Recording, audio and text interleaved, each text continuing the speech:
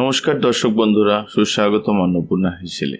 আজ নিয়ে এসেছি আমাদের বাঙালিদের খুব ঘরোয়া একটি রেসিপি, সর্ষে পাবদা। তাহলে আসুন দেরি না করে দেখে নেওয়া যাক বানানোর পদ্ধতিটা। এই রান্নায় আমরা 500 গ্রাম বা 5-6 পিস বড় সাইজের পাবদা মাছ নেব।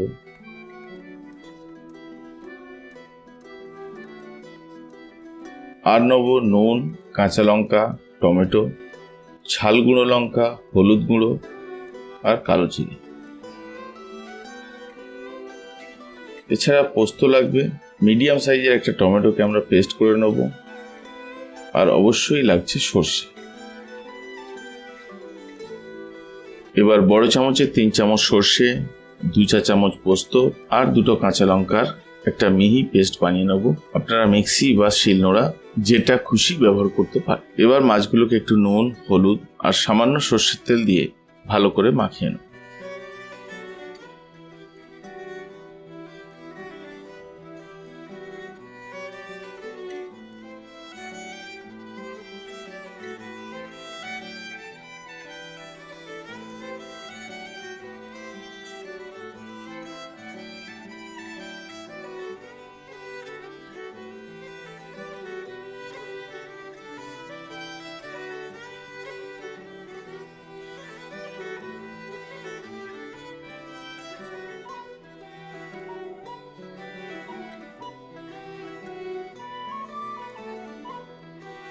এবার একটা কড়া বা ননস্টিক প্যান ওভেনে বসিয়ে তাতে 6 থেকে 7 চা চামচ সর্ষের তেল অ্যাড করব।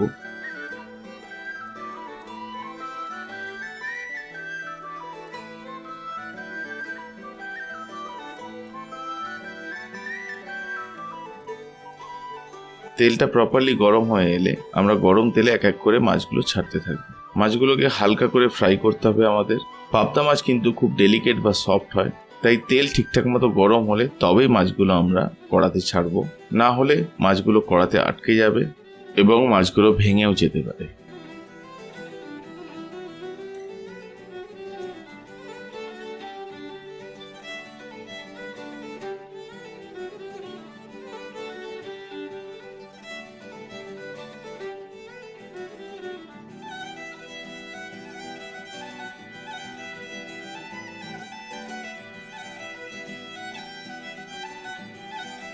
বাকি মাছগুলোকেও আমরা একইভাবে ভেজে নেব।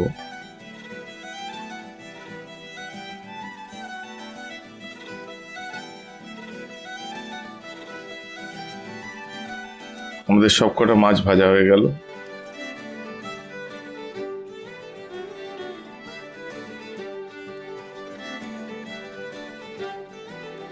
এবার এই মাছ ভাজার তেলে 1/2 চা চামচ কালো জিরে আর 3 থেকে 4টে কাঁচা লঙ্কার ফোড়ন দেবো।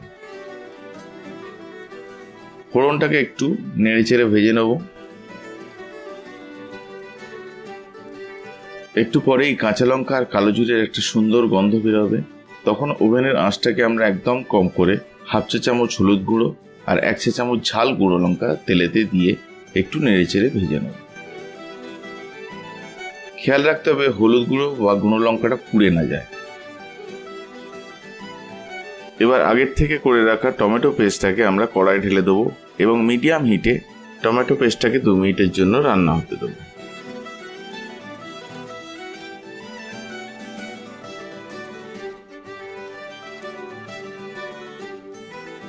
এবার 1 চামচের মতো নুন একটু ছড়িয়ে দেবো।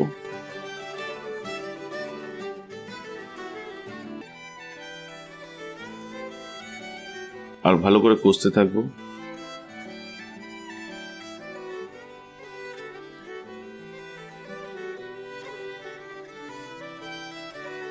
মিনিট 2 হয়ে গেলে দেখবেন টমেটো পেস্টের কালারটা কিছুটা ডার্ক হয়ে আসবে। এই সময় আমরা সর্ষে আর পোস্ত বাটাটা কড়াই ঢেলে দেব।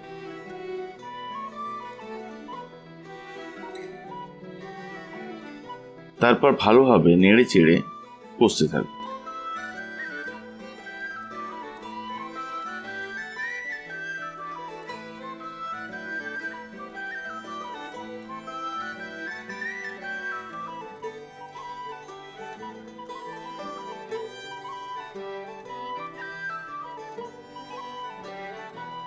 পেস্টটাকে মিনিট খানেক একটু কষিয়ে নেওয়ার পর তাতে আমরা 1 কাপ জল ঢেলে দেবো।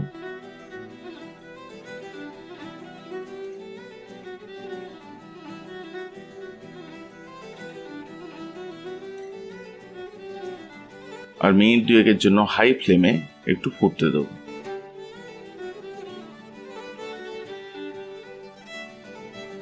খেয়াল রাখবেন পেস্টটা যাতে কড়ার তলায় লেগে না যায়। ঝালটাকে এইভাবে 2 মিনিট ফুটিয়ে নেওয়ার পর ওভেনের আঁচটাকে আমরা কম করে দেবো আর মাছগুলোকে এক এক করে ঝালেতে ছেড়ে দেবো।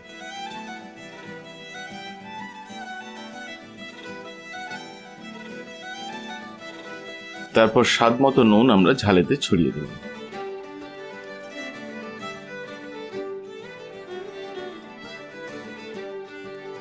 এবার মিনিট 10 জন্য একদম ধিমে আছে ঝালটাকে ঢাকা দিয়ে ফুটতে দেবো। মিনিট 10 হয়ে গেছে। এবার দেখতেই পাচ্ছেন ঝালটা কতটা ঘন হয়ে এসেছে এবং ঝালের চারপাশে তেলটাও ভেসে উঠছে।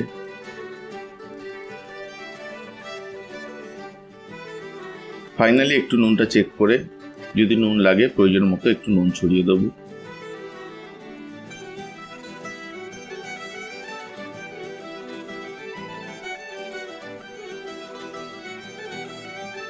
আমাদের সর্ষে পাবদা একেবারে রেডি হয়ে গেছে।